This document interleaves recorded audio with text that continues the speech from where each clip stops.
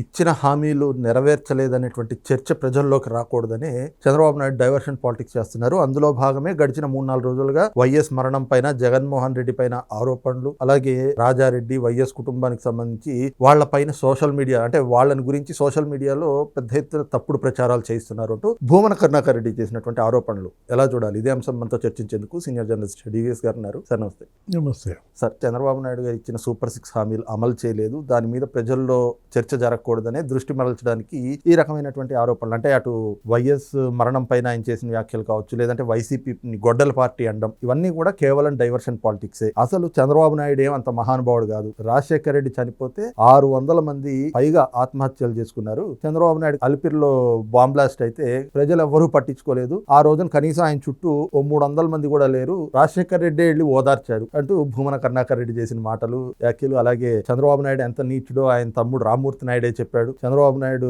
ఔరంగజేబ్ కంటే నీచుడని ఎన్టీ రామారావు చెప్పాడు. ఈ రకమైనటువంటి వ్యాఖ్యలు ఎలా చూడాలి? బీపీ బాగా పెరిగినట్టుందిగా భూమనకి. ఇప్పుడు డైవర్షన్ పాలిటిక్స్ అంటే అదే జగన్మోహన్ రెడ్డి ఇప్పుడు ఆ రక్త చరిత్ర గురించి ఎత్తింది చంద్రబాబు. ప్రెస్ మీట్ లో మాట్లాడింది జగన్మోహన్ రెడ్డి. ఇప్పుడు జగన్మోహన్ రెడ్డి ప్రెస్ మీట్ లో వాళ్ళ తాత గురించి, వాళ్ళ తండ్రి గురించి, చిన్నాన్న గురించి, మేం బాధితులం, మేం బలయ్యాం అంటూ ఏదో అతనేంటి ముసలి కన్నీరు గార్చాడు. దాన్ని బట్టి కదా మొత్తం వాళ్ళ ఈ డిబేట్ అంతా జరుగుతోంది. 3-4 రోజులుగా అటు రాజారెడ్డి రక్త చరిత్ర, రాజశేఖర రెడ్డి ఫ్యాక్షనిజం, వివేకానంద రెడ్డి, జగన్మోహన్ రెడ్డి, పులివెందుల, కడప జిల్లాలో సృష్టించిన భయోత్పాతం, అసలు బాధితులంతా ఛానల్స్ ముందుకు వచ్చి మాట్లాడుతున్నారు. ఇంతమందిని చంపారు, ఇంతమందిని చంపారు. అసలు మనకు అంతకుముందు తెలియని విషయాలు కూడా ఇప్పుడు బయటకు వచ్చాయి. ఏది అసలు అక్కడేదో ఊసన్న అని ఒక్క గిరిజనుడినే కిరసనాలు పోయి తగలబెట్టాడు అనుకున్నారు. అట్లాంటిది మహేష్ అని అతని తమ్ముళ్ళు ఇద్దరు పీక్ కోసి చంపారు అన్న విషయం మనకు తెలియదు. లేదు అసలు రాజశేఖర రెడ్డి ఆయన్ని దేహశుద్ధి చేశారు అన్న విషయం మనకు తెలియదు. ఇప్పుడు కొత్తగా బయటకు వచ్చాయి. రాజశేఖర రెడ్డిని అక్కడ పంచోడకు తీసి చొక్కా చించి కొట్టారు అని చెప్పి ఏదో రిగ్గింగ్, అక్కడ జరుగుతున్న బూత్, జమ్మల మడుగులో అనేక కొత్త విషయాలు బయటకు రావడానికి కారణం జగన్మోహన్ రెడ్డి ప్రెస్ మీట్.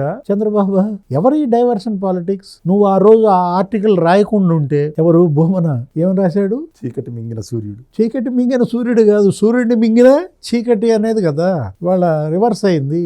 తిరుపతిని మింగిన భూమన అంటే నేను అంటోంది అదే. ఏది 3 రోజుల నుంచి భూమన ఇంటి దగ్గర మొట్టడి. మీరు తిరుపతి చూస్తున్నారు కదా, తిరుమల ఆ సాధు పరిషత్ శ్రీనివాసానంద సరస్వతి దగ్గర నుంచి ఆ తిరుక్షేత్రాల రక్షణ కమిటీ, ఆ ఓంకార్ దగ్గర నుంచి మొత్తం సాధువులు, పీఠాధిపతులు, అట్లూరు నారాయణరావు, ఏది భూమన కరుణాకర్ రెడ్డి తిరుపతికి చేస్తున్నటువంటి చెడు, తిరుమలని చేస్తున్నటువంటి అపచారం ఎంతమంది మరి టీటీడీ బోర్డు చైర్మన్లు చేశారు. ఇప్పుడు ఈరోజు కూడా మాట్లాడాడు ఆయన శ్రీనివాసానంద సరస్వతి. ఇప్పుడు కనుమూరి బాపిరాజు తిరుపతి గురించి ఒక్క మాట మాట్లాడతాడా? చెడ్డ పేరుగా అప్రదిష్ట వచ్చేటట్టుగా సుబ్బరామరెడ్డి, కళా వెంకట్రావు, పుట్టా సుధాకర్, ఎంతమంది చైర్మన్లుగా చేశారు.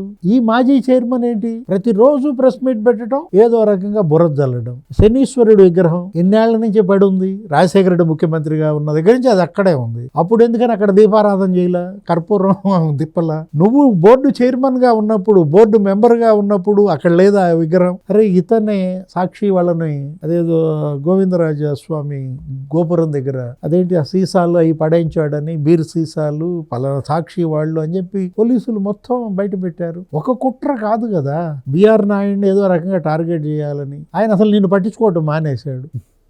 ఇవాళ హిందూ సంఘాలు ప్రశ్నిస్తున్నారని డైవర్షన్ పాలిటిక్సా ఈ ప్రెస్ మీట్? భూమన అక్కడ భక్తుల నుంచి మళ్లించడం కోసమా? తిరుపతి మింగిన భూమన అన్న అది వాస్తవమా కాదా? నువ్వు నీ కొడుకు కొండ మీద నువ్వు చేసిన అవినీతి కుంభకోణాలు, కొండ కింద నీ కొడుకు చేసిన అవినీతి కుంభకోణాలు, గంజాయి రెడ్డను ఏదో అన్నట్టున్నారు. మొన్న 4 రోజుల నాడు మహిళా సంఘాలన్నీ నిరసన, నెలకి 8 కోట్లంట గంజాయి అమ్మాడని ప్లే కార్డులు పెట్టుకుని అసలు మొత్తం ఏ విధంగా ఆ రోజు ఏది భూమన అభినయ్ రెడ్డి ఫ్రెండ్ని ఎవరిని అరెస్ట్ చేశారు, భాను. అంటే ఇప్పుడు భూమన కుటుంబం వాళ్ళు అతన్ని అసలు తిరుపతి నుంచి బహిష్కరించాలా అనేది ఒక పెద్ద మూమెంట్ అక్కడ ఎత్తుకుంది, ఒక ఉద్యమం లాగా సాగుతుంది. దాని నుంచి డైవర్షన్ చేయడం కోసం ఇప్పుడు ఇది ఎత్తాడా చంద్రబాబు గురించి? నీ సర్టిఫికేట్ అవసరం ఆయనకి? ఇప్పుడు చంద్రబాబు ఎలాంటి నాయకుడు, ఏ విధంగా అతను అటు ఉమ్మడి రాష్ట్రంలో 9 ఏళ్ళు సీఎంగా, ఆ తర్వాత విభజిత రాష్ట్రంలో ఇప్పుడు ఈ 7 ఏళ్ళు సీఎంగా, 16 ఏళ్ళు ముఖ్యమంత్రిగా ఉన్న ఆయన, 50 ఏళ్ల రాజకీయం. నువ్వు ఇచ్చేదేంటి ఆయనకి సర్టిఫికెట్? ఇవాళ కొత్తగా ఏదో చంద్రబాబు గురించి ఈయనేదో బయట పెట్టినట్టుగా నీ చరిత్ర గురించి రాయిదే ఎల్లో మీడియా అంటే, ఇక మీరేమన్నారు ఇంట్రోలో, అదేంటి 670 మందా? అది కాదు, అదో పెద్ద జోక్గా. అరే గుండెపోటుకి ఎవరు చనిపోయినా వాళ్ళందరి పేర్లు మీ ఖాతాలో వేసుకున్నారని కదా. అప్పుడు మామూలుగా సహజ మరణాలను కూడా ఆ లిస్టులో పెట్టేసేసి ఏ ఊళ్ళో ఎవరికి ఏది జరిగినా ఓదార్పు యాత్ర అనేది అదొక పెద్ద ఇదైపోయింది జోక్గా. ఇప్పుడు కూడా ఏదో సినిమాల్లో కూడా దాని గురించి మాట్లాడుతుంటారు. మామూలుగా ఎవరినన్నా పరామర్శకో పలకరించడానికో ఏదైనా వెళ్ళినా ఏంటి ఓదార్పు యాత్రకు వచ్చావా అనేది అదొక జోక్గా మారితే, అంటే ఇవాళ అటు అంబటి రాంబాబు, ఇటు పేర్ని నాని, ఇక్కడ భూమన కరుణాకర్ రెడ్డి, మొత్తం అందరూ ఒకే పాయింట్ మీద ప్రెస్ మీట్ పెట్టారంటే పైనుంచి వచ్చిందా? స్క్రిప్ట్ సజ్జలు పంపాడా? బెంతా హై అని అటు అంబటి రాంబాబు అదే గిలగిల కొట్టుకో, పేర్ని నాని దాని గురించి మాట్లాడుతున్నాడు. బాగా గుచ్చుకున్నట్టుంది. లోకేష్ ఏదో బెంతా హై అని ఎగతాళి చేస్తున్నాడంటూ. అంటే ఏదైనా ఇవాళ ఒకటి ప్రజలు గమనిస్తోంది, ప్రజలు చర్చిస్తోంది దేని గురించి అంటే 2 ఏళ్లలో చేసిన అభివృద్ధి, కల్పించిన ఉద్యోగాలు, హామీలు నెరవేర్చలేదు కాబట్టి ఇదంతా డైవర్షన్ పాలిటిక్స్ అన్నాడా? ఆ మాట మరి బస్సులో ఉచితంగా వెళ్ళే మహిళల దగ్గర అడుగు. మొన్న ఎప్పుడో చూసా 64 కోట్ల ఉచిత ప్రయాణాలంట మహిళలు ఇప్పటి వరకు. ఆ స్కీమ్ లేదు, పెన్షన్లు తీసుకుంటున్నారు. రేపొద్దున ఇంకో 15 లక్షల పెన్షన్లు ఇస్తున్నారు. ఎన్ని లక్షలు? 15 లక్షల పెన్షన్లు కొత్తగా ఇవ్వడానికి జస్ట్ మరి ఒక నెలలోనో 15 రోజుల్లో ఇస్తారేమో. అదే 2 ఏళ్ళు అవుతున్న సందర్భంగా ప్రకటిస్తారేమో. రేపొద్దున జూన్ ఎప్పుడు 12వ తారీఖు ప్రమాణ స్వీకారం చేసింది ఈ కేబినెట్. జూన్ మరి అంటే ఇప్పుడు అటు అభివృద్ధితో వీళ్ళని చంపేస్తున్నారు, ఇటు ఈ సంక్షేమంతో వీళ్ళని చంపేస్తున్నారు. హామీలు నెరవేర్చడం, పెట్టుబడులు రాబట్టడం, ఉద్యోగాలు కల్పించడం, గిల్ల కొట్టుకుంటున్నారు. Thank you.